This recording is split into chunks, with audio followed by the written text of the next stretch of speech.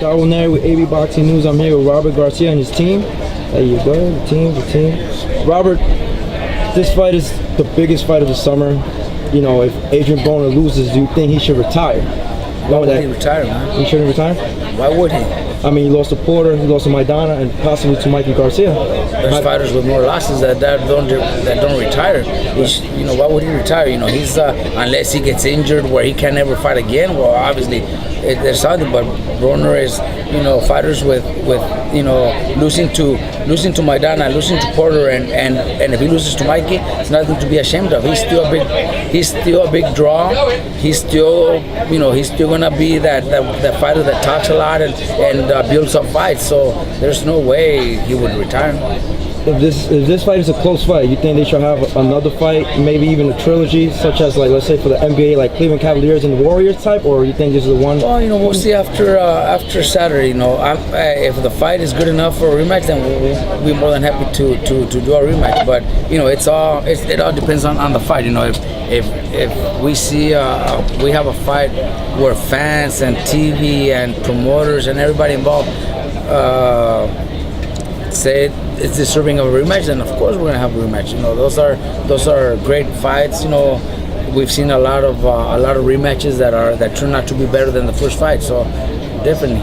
Do you think if Mikey Garcia wins this fight, it will turn him into a pay-per-view star moving forward, or you think there's other fights he needs to win to become that? But I think it's step by step. I still believe there's probably a couple more fights before becoming a pay-per-view star. You know, even though Broner's a big name, big draw, there's a few more names out there that Mikey might need to fight before considering him a pay-per-view star. You know, if his next fight would be on pay-per-view, it'd be because he's fighting somebody like Manny Pacquiao, who already is a pay-per-view star, or maybe a fight against a big name like a Lomachenko or Crawford. Then you might consider those fights being pay-per-view. But to be able to carry your own pay-per-view, it's not easy, man. It's not easy. You know, Mayweather, Pacquiao, De La Hoya, very few have been able to do that.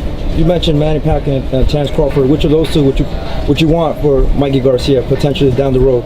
Well, both of them are potential opponents, but right now at this point, I think Pacquiao will probably be my first choice because he's you know, he's pretty much looking into retirement soon, so that's probably the first one we'd like to get. Crawford is young. Crawford is still looking really good and has a great future. So I think that fight is could wait a little bit longer, a couple more years, where both Mikey and Crawford become superstars and then make a huge fight like Leonard Duran, you know, back in the days.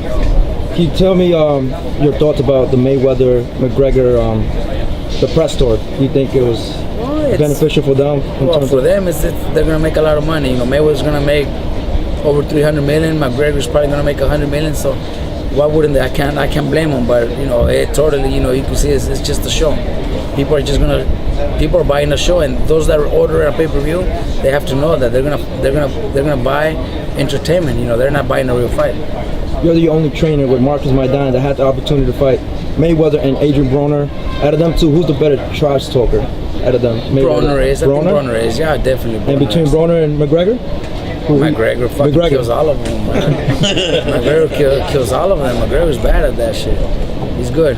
Thank you. He's good.